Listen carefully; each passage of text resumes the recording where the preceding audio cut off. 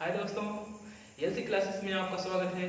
मैं हूं रंजीत राज फ्रॉम देवदाना कटारा हटिया प्रयागराज। आज मैं आपको बताने वाला हूं कि यदि आपको आयत का क्षेत्रफल याद हो तो आप उससे वर्ग का क्षेत्रफल, समकोण त्रिभुज का क्षेत्रफल और समबाहु त्रिभुज का क्षेत्रफल निकाल सकते हैं, जो कि एक ही सूत्र से यानी कि आयत के क्षेत्रफल से 3 क्षेत्रफल और आ सकता है। जरा ध्यानपूर्वक देखिएगा। जैसे हमको आयत का क्षेत्रफल मालूम है, आप जानते हैं कि आयत का क्षेत्रफल आयत का क्षेत्रफल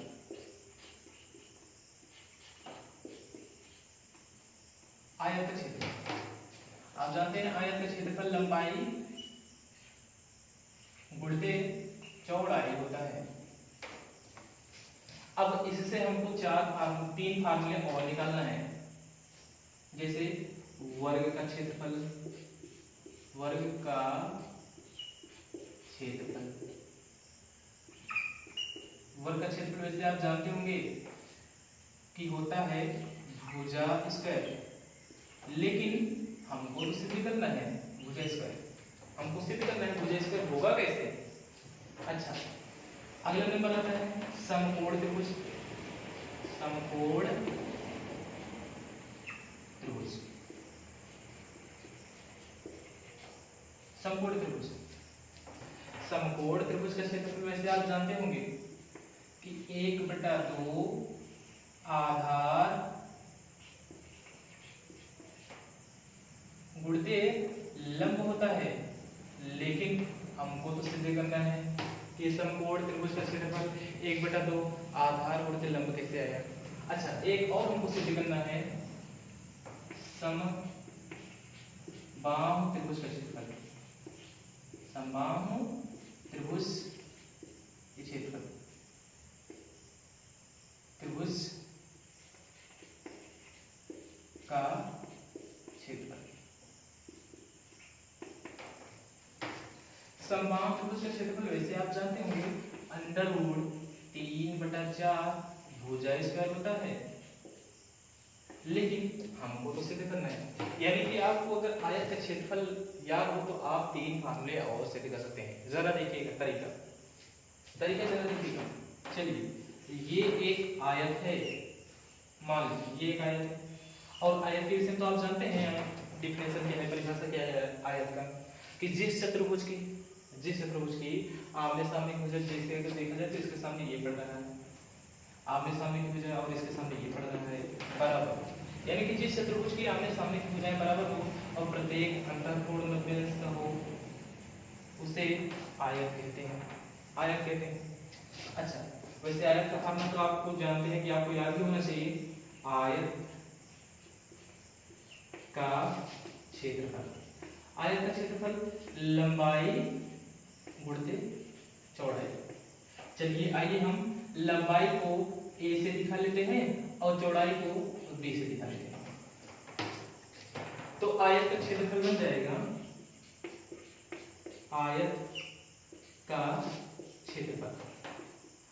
क्षेत्रफल बन जाएगा a गुणित b, यानी कि क्या ab। क्योंकि आप जानते हैं ना, लंबाई के स्थान पे a रखना है आपको, चौड़ाई के स्थान पे b रखना है आपको, और दोनों का मल्टीप्लाई करेंगे तो बन जाएगा ab। अच्छा सोचिए, अगर यही आयत ना रहा होता बल्कि वर्ग रहा होता, देख लीजिए वर्ग। अच्छा, वर्ग के सिस्टम में वर्ग के डिफिनेशन में आप जानते हैं क्या डिफिनेशन होता है वर्ग के बारे में, कि जिस चतुर्भुज की चारों भुजाएं बराबर होती है उसे वर्ग कहा जाता है। तो आप जान गए होंगे, अगर किसी एक भुजा को a लेंगे तो दूसरी भुजा को भी हमको a ही लेना पड़ेगा। या चलिए, अगर हम a न लें b कहते, लेकिन शर्त क्या रख दें कि a बराबर क्या है b, तब भी वो वर्ग हो जाएगा। अच्छा, ये a है तो ये भी a होना पड़ेगा और ये भी b होना पड़ेगा, लेकिन शर्त तो आप जानते हैं कि a बराबर b है। अब हमको निकालना है वर्ग का क्षेत्रफल।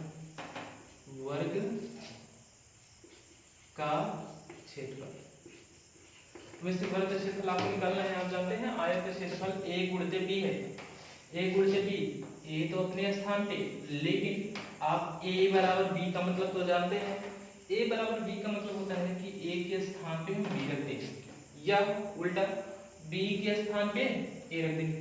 आवश्यकता अनुसार कार्य करते हैं, ए के स्थान पे बी रखें या बी के स्थान पे ए रखें। तो चलिए हम यहाँ बी के ही स्थान पे ए रख देते हैं, तो बी के स्थान पे ए रखेंगे तो यहाँ पे हो जाएगा, और गुणा करेंगे तो ए का गुणा ए स्क्वायर हो जाएगा।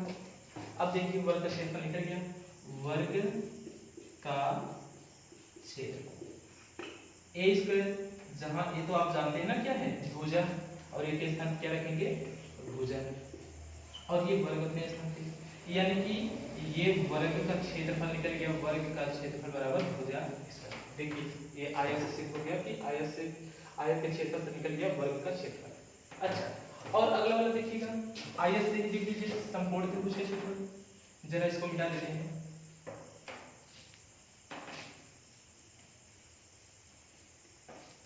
ध्यान दीजिए। अब मान लीजिए ये एक आयत है, चलिए इसकी भुजा को हम ए और बी कह लेते हैं। तो आप जानते हैं अगर ये ए है तो इसको भी ए होना पड़ेगा, क्योंकि आयत की परिभाषा ये कहती है कि आमने सामने की भुजाएं बराबर हो, और ये बी है तो इसको भी बी होना पड़ेगा, क्योंकि इसकी परिभाषा तो यही कहती है ना कि आमने सामने की भुजाएं बराबर होनी चाहिए। तो आयत का अगर क्षेत्रफल लें, आयत का क्षेत्रफल, आयत का क्षेत्रफल अगर लें तो आयत का क्षेत्रफल तो आप जानते हैं लंबाई गुणित चौड़ाई, और लंबाई के स्थान पे आप क्या रखेंगे, भुजा ए गुणित चौड़ाई के स्थान पे भुजा बी, यानी दोनों का गुणा करें तो ये मिल गया ए बी। अब ए बी देखें तो ये आयत का क्षेत्रफल निकला, एरिया ए बी। अच्छा जरा हम एक काम करते हैं कि आयत को हम दो भागों में बांटते हैं, यानी कि कोई एक विकर्ण को मिला करके हम आयत को दो भागों में बांटते हैं।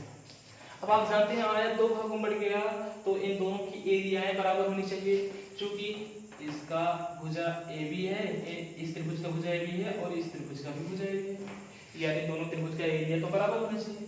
अब बराबर एरिया है तो इनका एरिया होना क्या चाहिए, दोनों का आधा, यानी ए बी बटा दो, ये भी ए बी बटा होना चाहिए। और आप जानते हैं ये समकोण त्रिभुज भी बन रहा है, क्योंकि जानते हैं ना कि आयत का एक कोण 90 अंश का होता है, प्रत्येक कोण 90 अंश होता है, तो ये भी तो एक कोण 90 अंश का ही होगा। तो अगर इसका नाम रखते हैं ए बी सी, तो त्रिभुज ए बी सी, जिसे हम क्वेश्चन में भी लिख सकते हैं समकोण त्रिभुज, त्रिभुज ए बी सी का क्षेत्रफल निकल गया क्या, ए बी बटा 2। कोई समस्या होना नहीं चाहिए। आप जानते हैं ना पूरे आयत का क्षेत्रफल निकला है ए बी, और इसको दो बराबर भागों में बांट दिए तो इसका क्षेत्रफल तो आधा आधा हो जाएगा, यानी कि ए बी था तो आधा ये वाला ए बी बटा 2 हो जाएगा और आधा ये भी ए बी बटा 2 हो जाएगा। अब हम कोई एक त्रिभुज लें जिसका नाम तो चलिए हम रख लिए हैं ए बी सी। अगर ए बी सी का क्षेत्रफल लें, त्रिभुज ए बी सी का क्षेत्रफल, और ए बी सी जो है ये समकोण त्रिभुज भी है, और समकोण त्रिभुज का क्षेत्रफल लें तो हमारा मिला क्या है ए बी बटा 2, या इसको ऐसा भी लिख सकते हैं कि 1 बटा 2 गुणित ए गुणित बी। कोई समस्या होना नहीं चाहिए। जानते हैं ना ऊपर 1 से गुणा होता है, ऊपर 1 है ये है, नीचे 2 है ये है, और ए गुणित बी तो कर गए हैं। अच्छा इसी को समकोण त्रिभुज कह रहे हैं, समकोण त्रिभुज। अब इसी को समकोण त्रिभुज कह रहे हैं तो समकोण त्रिभुज का क्षेत्रफल क्या आया, समकोण त्रिभुज का क्षेत्रफल क्या आया भैया 1 बटा 2।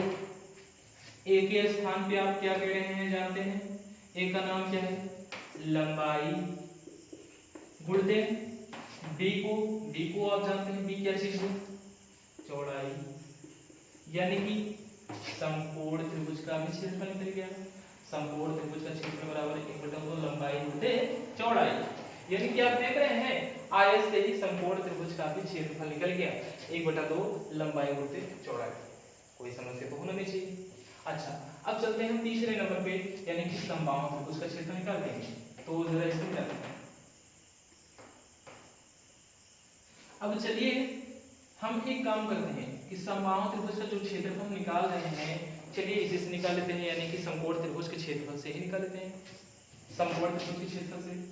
लेकिन समकोण त्रिभुज के क्षेत्रफल से निकालने से पहले हमको समबाहु त्रिभुज का चित्र बनाना पड़ेगा। और समबाहु त्रिभुज के विषय में आप जानते हैं समबाहु त्रिभुज है क्या चीज? क्या चीज है समबाहु त्रिभुज?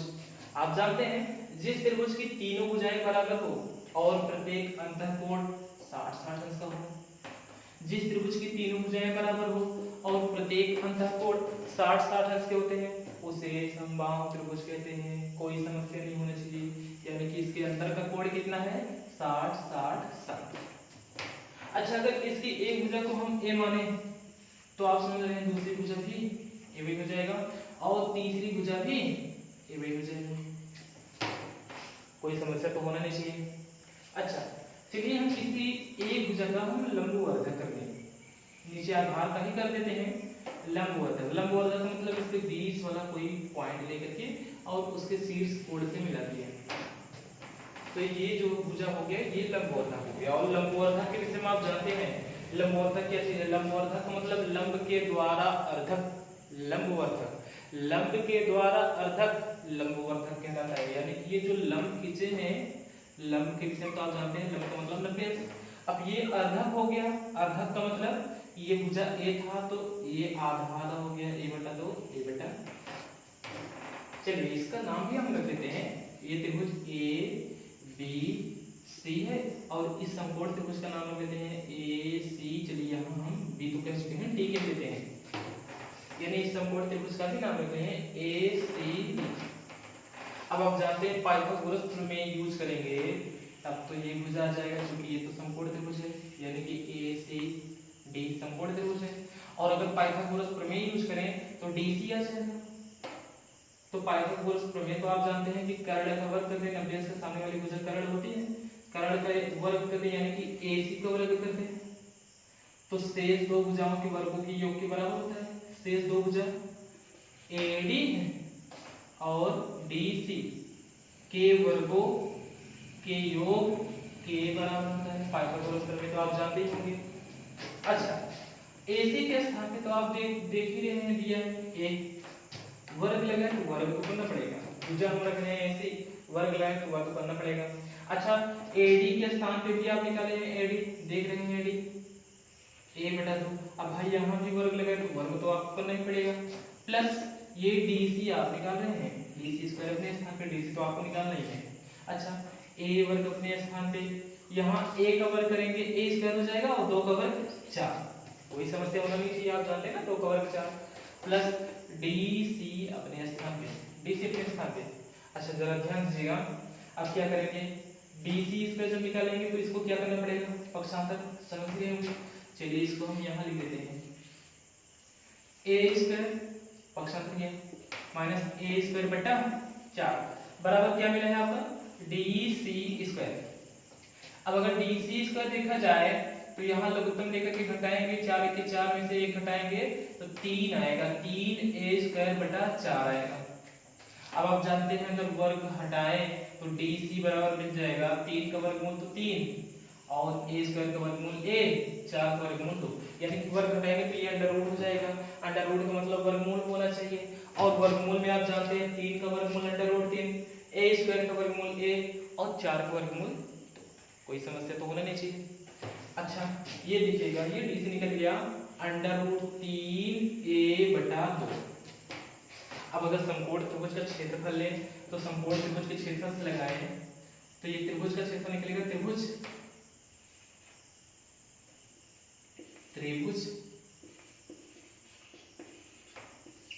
ABC का क्षेत्रफल लें, ABC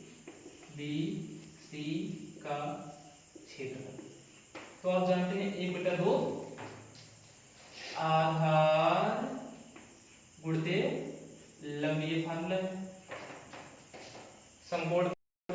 अच्छा ये त्रिभुज तो आप देख ही रहे हैं कौन सा बन रहा है, समबाहु त्रिभुज ABC का अगर क्षेत्रफल है समकोण त्रिभुज वाला क्षेत्रफल यूज कर सकते हैं। कोई भी अगर त्रिभुज का क्षेत्रफल हम निकालें तो उसमें समकोण त्रिभुज यानी कि 1/2 आधार गुणित लंब जो निकला है वो हर क्षेत्रफल में, हर त्रिभुज के क्षेत्रफल में इस्तेमाल किया जा सकता है।